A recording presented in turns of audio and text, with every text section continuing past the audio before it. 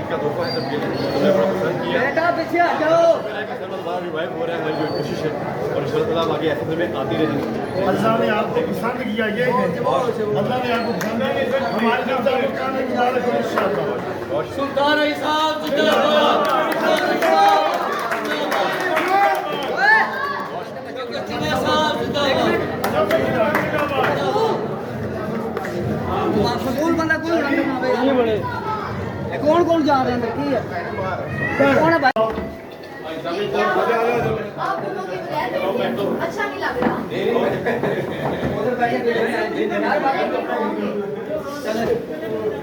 वहाँ बैठे साथ बैठे एक बैठे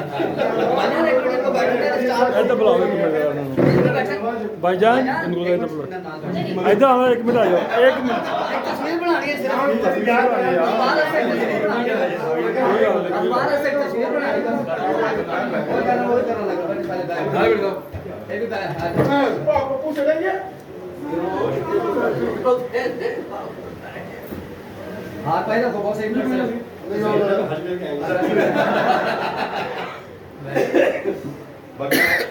तो आप सबको मुबारक।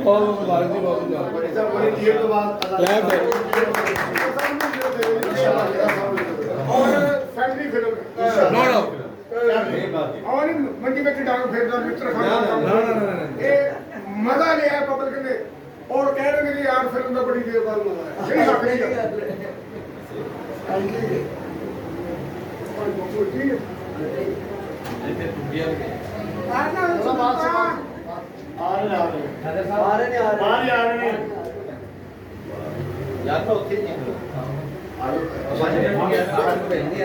बैठे रहे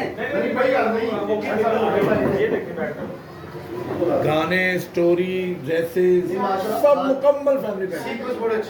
एक विच वो जस्ट चरपन वाला नहीं कर के लेकिन मेरी गल दा बुरा ना मना तो नहीं सारे आपस में गाने को नाम करी खुदा भी कर फिल्म बहुत नो ए ਤੁਸੀਂ ਦੱਸਿਆ ਤਾਂ ਪਤਾ ਲੱਗਿਆ ਉਹ ਫਿਲਮ ਦੇਖੀ ਮੈਂ गाना ਹੁੰਦਾ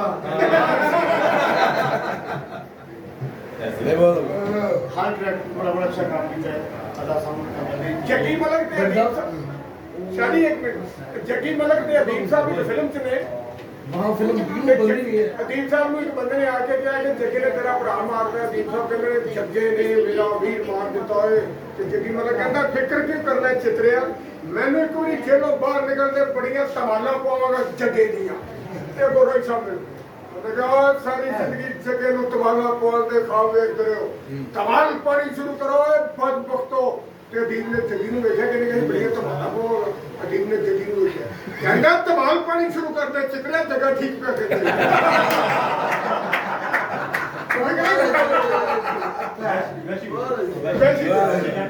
वैसी कुछ दादा जी इधर आओ दादा जी इधर आओ ऐसी बातें दादा बोले आप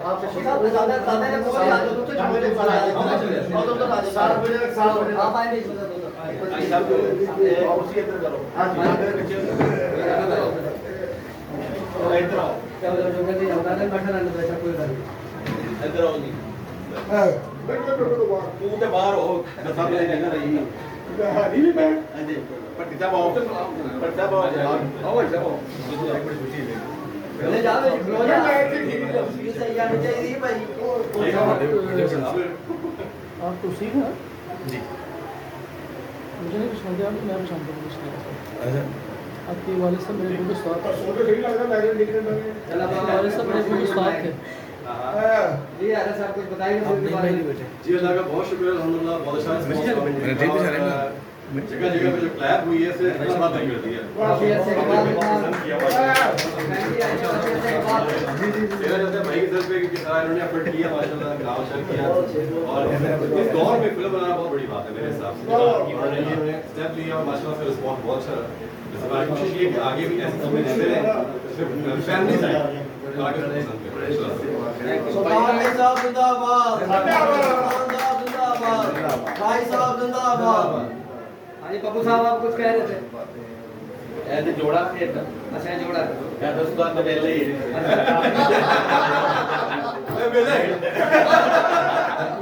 जोड़ा भी दादाजी के बारे में कुछ बताएं।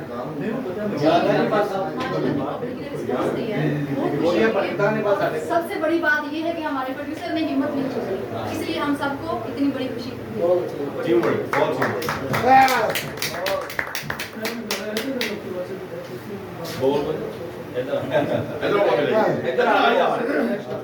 आप क्यों पीछे पीछे रहते हैं?